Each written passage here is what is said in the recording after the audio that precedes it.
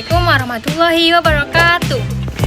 Hai semuanya, kenalin aku Zahra Aprilia Burukaro dengan NIM 2416050004. Aku dari Prodi Perbankan Syariah kelas A. Baiklah teman-teman, sebelum masuk ke penjelasan akadnya, di sini aku akan menjelaskan tentang apa sih akad itu. Nah, akad sendiri merupakan perjanjian atau kesepakatan antara dua pihak atau lebih yang dilakukan sesuai dengan prinsip-prinsip syariah. Dalam lembaga keuangan syariah, semua transaksi harus beserta akad yang jelas agar tidak mengandung gharar atau ketidakjelasan, maisir atau judi, dan riba. Dalam pembagiannya, akad terbagi menjadi dua jenis, yaitu akad tabaru dan akad tijaroh. Akad tabaru merupakan akad sosial yang tujuannya tolong-menolong. Macam-macam akad tabaru seperti akad qard, wadiah, wakalah, kafalah, hiwalah, rohen, dan hibah. Sedangkan akad tijaroh yaitu akad komersial yang tujuannya profit. Macam-macamnya seperti akad kerjasama, yaitu akad mudharabah dan akad musyarakah. Selanjutnya ada akad jual beli, yaitu akad murabahah, salam, dan istisna. Dan yang terakhir ada akad sewa menyewa, yaitu akad ijaroh dan akad ijaroh muntahiyah bitamlik atau IMBT. Baiklah teman-teman, langsung saja kita masuk ke penjelasan tentang akad-akad tijaroh. Yang pertama, akad mudharabah. Mudharabah adalah akad kerjasama antara pemilik modal atau sahibul mal dengan pengelola usaha atau mudharib. Jadi modalnya berasal dari pemilik modal, sedangkan pengelolanya hanya menjalankan usahanya. Keuntungan dibagi sesuai nisbah yang disepakati di awal, dan kerugiannya ditanggung oleh sahibul mal jika bukan kelalaian dari pengelola usaha. Nah, akad mudharabah ini diatur dalam PSAK nomor 105 tentang akuntansi mudharabah. Penyajian akad ini yaitu investasi yang diberikan akan dicatat sebagai investasi mudharabah. Sedangkan untuk pengungkapannya yaitu laporan keuangan harus menjelaskan informasi seperti nilai investasi, nisbah bagi hasil, jangka waktu akad, dan juga risiko yang mungkin terjadi. Selanjutnya, peran DPS pada akad ini adalah memastikan akad yang digunakan sudah sesuai dengan prinsip syariah dan mengawasi pembagian keuntungan agar sesuai dengan nisbah yang disepakati, serta memastikan juga tidak ada unsur riba dalam transaksi tersebut. Yang kedua, akad musyarakah. Musyarakah adalah akad kerjasama di mana semua pihak sama-sama memberikan modal untuk menjalankan usahanya, dan keuntungannya itu dibagi sesuai kesepakatan, sedangkan kerugiannya dibagi sesuai dengan porsi modal masing-masing. Akad musyarakah ini diatur dalam PSAK nomor 106. Dalam penyajiannya, modal yang disertakan dicatat sebagai investasi musyarakah.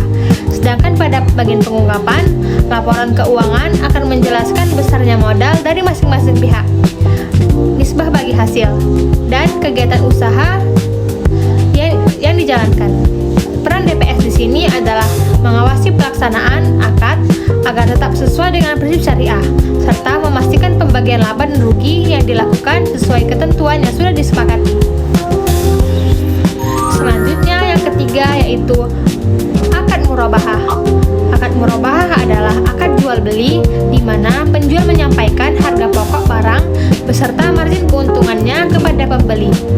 Akad ini diatur dalam PSAK nomor 102. Dalam penyajiannya, transaksi murabahah dicatat sebagai piutang murabahah. Sedangkan pada bagian pengungkapan dijelaskan harga pokok barang, margin keuntungan, dan jumlah piutang murabahah yang masih ada. Kemudian DPS berperan untuk memastikan margin keuntungan sudah disepakati sejak awal dan memastikan transaksi yang dilakukan menggunakan prinsip jual beli syariah, bukan sistem bunga. Nah, yang keempat yaitu akad salam. Salam adalah akad jual beli di mana pembayaran dilakukan di awal, sedangkan barangnya akan diserahkan pada waktu yang telah disepakati. Akad ini diatur dalam PSAK nomor 103. Dalam penyajiannya, pembayaran yang sudah dilakukan akan dicatat sebagai aset salam. Sedangkan pada pembagian pengungkapan dijelaskan jenis barang, jumlah barang, harga, dan waktu penyerahannya. Peran DPS pada akad ini adalah memastikan spesifikasi barang sudah dijelaskan dengan jelas sehingga tidak menimbulkan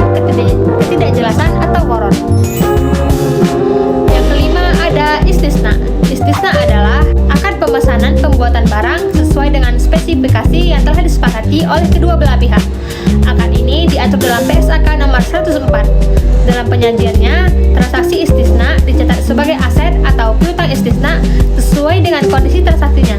Sedangkan pada bagian pengungkapannya dijelaskan nilai kontrak, perkembangan penyelesaian pekerjaan, dan metode pengakuan pendapatan yang digunakan. Tujuannya supaya proses pelaksanaan akad bisa diketahui dengan jelas.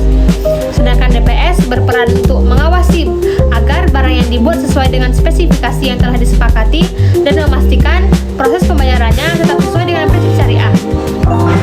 Nah, yang terakhir yaitu akad ijaroh. Akad ijaroh ini ada dua macam, yaitu akad ijaroh dan akad ijaroh mutahiyyah bitamlik atau IMBT.